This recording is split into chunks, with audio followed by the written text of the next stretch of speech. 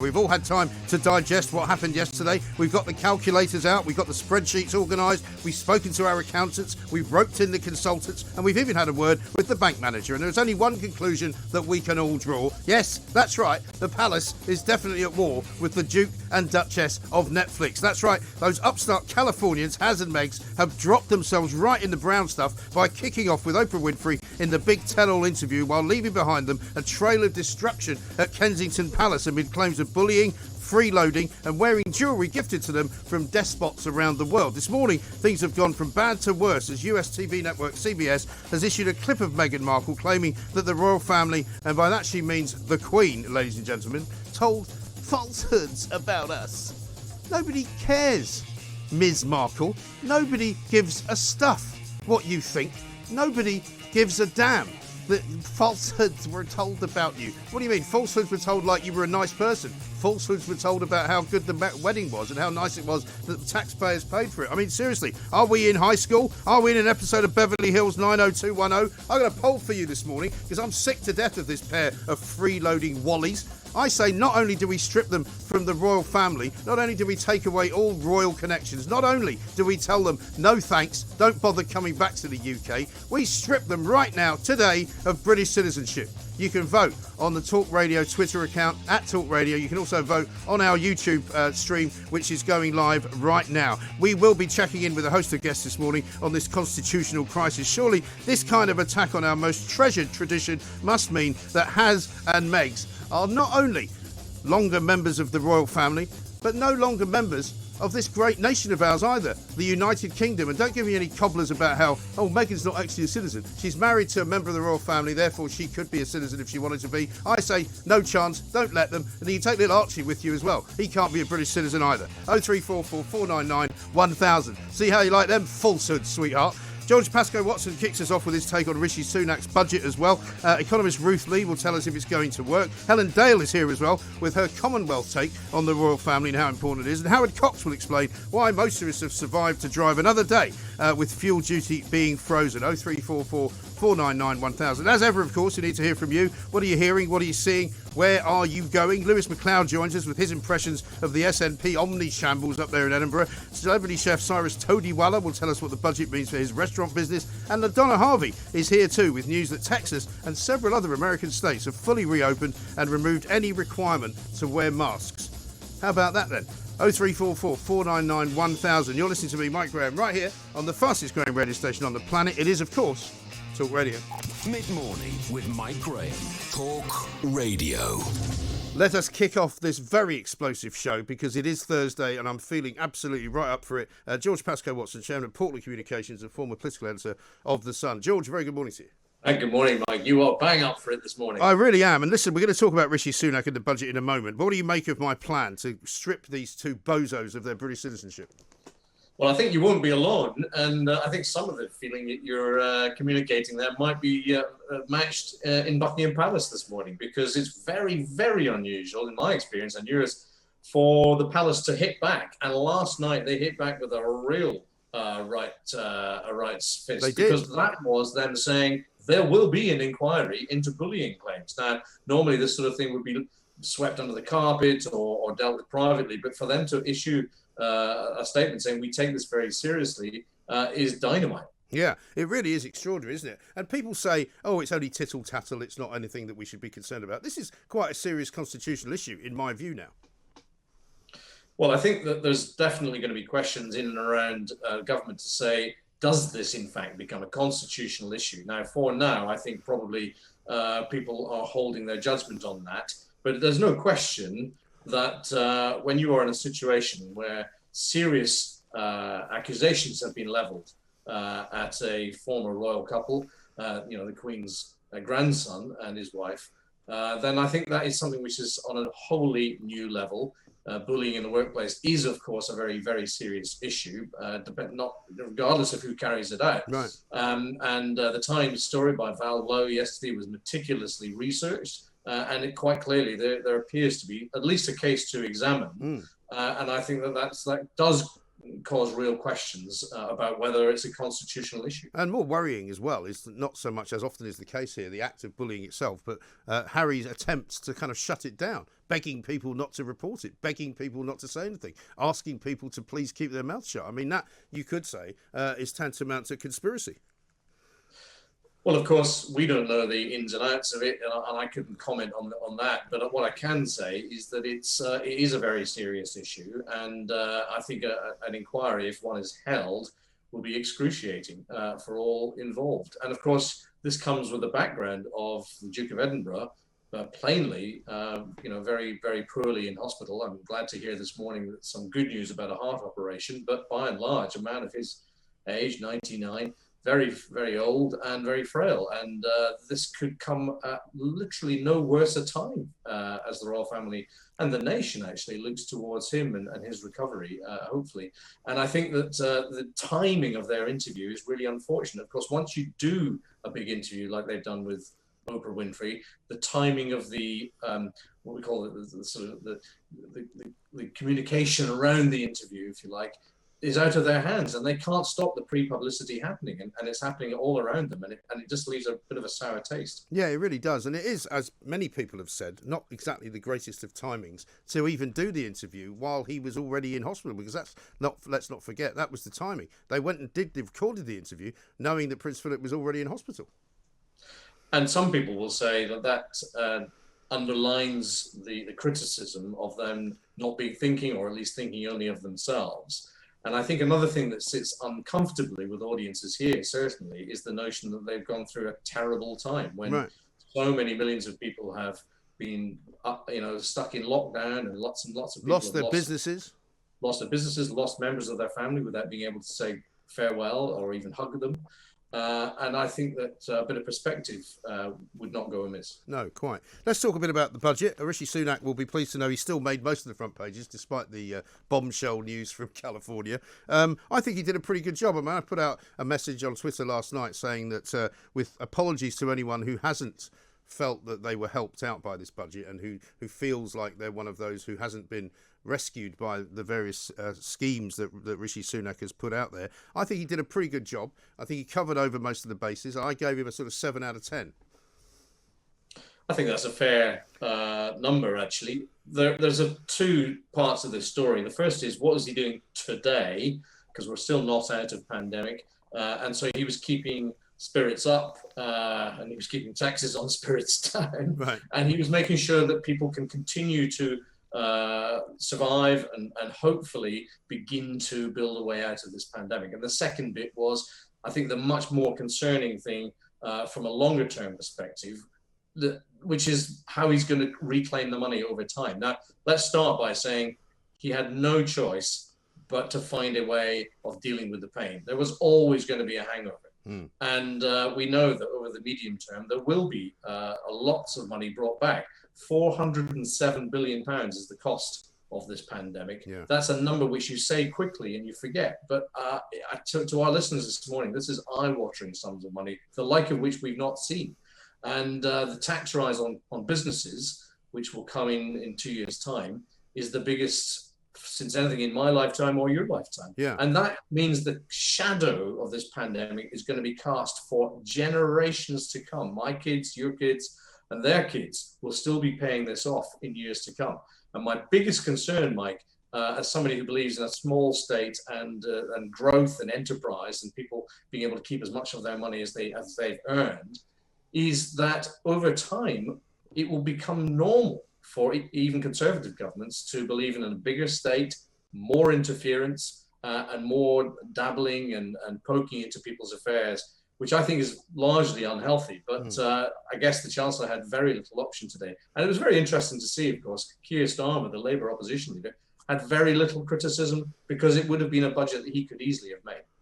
Oh, absolutely right. Because the problem for Keir Starmer is that he agrees pretty much with all government policy. He just thinks they should have done it a little bit quicker and a little bit sooner and a bit longer and further ago. I was listening to Annalise Dodds this morning banging on about how, their return to 25% corporation tax is something that they've has signalled that they've realised they made a mistake in the past by lowering it. I don't think that's true at all. I think they lowered it in the past because they could and because economic environments allowed them to do so. If they do put it up to 25%, which I'm still not certain they will, I'm not sure it's a good idea, and I'm not sure that companies will actually end up providing them with more money. So this is one of the really big issues in all of this. It is obviously quite easy to say, oh, big businesses with all their deep pockets, they should carry the burden and pay higher in taxes. They can afford it. But that overlooks a critical point in the business cycle, which is what you need is businesses to carry on growing. If a business doesn't keep growing, then it ultimately dies. Growth is critical in business, and growth comes from investing money that you've already earned or borrowing money to invest in the future. That's how jobs are created. It's how new markets grow. It's how innovation happens, how we begin to have things like, going back 15 years ago, the iPhone and all the innovation that we need for a net zero world, all of that costs huge sums of money. And if companies are paying it in tax, then it's going to be a restriction in their appetite to spend more on investment. What I do think was very good was what's called a super deduction that the Chancellor announced yesterday, which is worth £40 billion, which is a huge number. And it's much overlooked in the budget. That will allow businesses to invest and get a tax rebate for investing. And that really will encourage business leaders to make the investments that this country really, really needs. Businesses have to grow for the economy to grow. Yes, I think that's absolutely right. And so, are you concerned at all about the sort of the fiscal drag that they're referring to? I don't really care that much about the fact that he's frozen income tax thresholds. I think that's a kind of a lefty argument that's being made to make out that he's trying to get more tax out of people stealthily. I don't see it that way. Well, he had to do something, and what he's done is something which is probably the minimal effect that he can have on people who are hardworking families in this country. Somebody has to pay, everybody has to pay, and the fiscal drag is basically making sure that the allowances that normally go up by inflation each year, so you can keep a little bit more of your earnings, will be frozen. So you'll carry on with the same pay packet effectively for the next few years. But, the alternatives would have been a lot worse. And don't forget, 5 million people still on furlough, lots of freezes to petrol and diesel duty, freezes to alcohol, and other measures to try and stimulate the economy right now. It was not a perfect scenario, and anybody who stood at the dispatch box yesterday in that gig had a hell of a job to do. And fair play to Rishi. And he came across as an assured, confident figure, sympathetic. The free ports that he's opened up, that's going to generate growth. So as I said to you before on this show, Mike, it's all about growing our way out of this hole. And that is the most successful thing we can do. And I think he's probably got the balance about right. I think so. And I think we said yesterday before he got up to speak that this was quite an important budget, not just for the nation, but also for the government and also perhaps for Rishi Sunak's career. And I don't think he's done his career any harm whatsoever by sort of showing himself to be a relatively steady hand. Everybody knows there's a team behind him, but he's a very good front man. He's very self-assured. He was very good, I thought, in the press briefing where he got thrown a couple of curveballs by a couple of dodgy characters in the journalistic profession. And he answered them very easily and very well and with great confidence. Yeah, and he's a very young man, relatively speaking. Compared to us, yeah.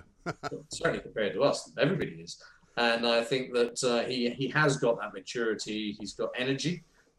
He's prepared to be slightly unorthodox, particularly for a conservative figure. He's got that confidence, and he's got a first-rate brain. He understands the business world. He's been in banking for a long time. And I think that his mission really is to do a really good job in the Treasury, and who knows what will come. But I wouldn't be surprised at all if you will see him, running for the leadership of the Conservative Party one day. And there are those in Downing Street who are slightly fearful of that, I think, because everybody knows that Boris Johnson is a bit of a difficult figure to figure out in some ways. You never quite know what he's going to do next. You never quite know. I mean, if Boris Johnson walked in to a press briefing tomorrow and said, "I've decided to step down as Prime Minister," you and I wouldn't be surprised, would we? Well, absolutely. He can surprise all of us at any given time. He can turn on a sixpence. I personally think that Boris is much more measured now than he has been in the last year. I think he's found a more stable footing. And I think when we come out of this COVID pandemic, he will have a program that he will focus on, which will be largely about infrastructure, rebuilding Britain physically. And I think that will be a good thing for him. He's a great builder, is Boris. I remember him in the 2012 London Olympic Games when he was the mayor of London. That's his big shtick, and I think we'll see lots of that kind of work going on in this country, which is good for jobs, good for investment. But I think that Rishi Sunak has time on his side to build a team. Don't forget, you can't really be Conservative Party leader unless you've got a strong support base around you. And I think that's the thing that he will be thinking about working on now. Of course, it's difficult for him to do that with members of Parliament not being able to socialise in the normal way and meet each other. But for now, it's a question of being competent, that people like the look of him, that he understands what his mission is, and he continues to communicate with confidence. And I think that's what he's doing. And really, that's the way forward for him. Yeah, I think absolutely right. And do you worry about September when it comes? I mean, the thing about September for me is that it could be completely different by the time September rolls around. We might have an economy which is booming. The hospitality business might well have got well opened up. We're hearing a lot of restaurants and pubs are ready to open on April the 5th because they can now serve outside. I personally know a lot of people who are already preparing for that. I've personally booked a table at a restaurant in Kensington for the night of Monday the 12th. And I think by September, we could be looking at a very different kind of economic environment. And a lot of people would say, a lot of the commentators are making that point this morning, that the Chancellor's budget yesterday was predicated on there being continued gloom for many, many years. But the fact that we've got a vaccine, and I think that there's a good chance of us having a treatment as well pretty soon.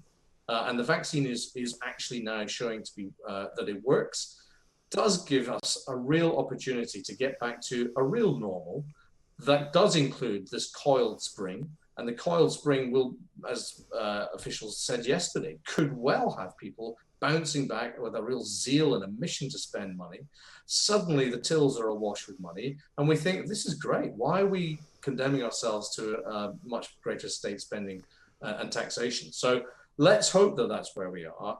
Of course, September is a really difficult point because that's when furlough will end and the tap will be turned off. And if you're an employer, you have to make a big decision about what you do with staff then.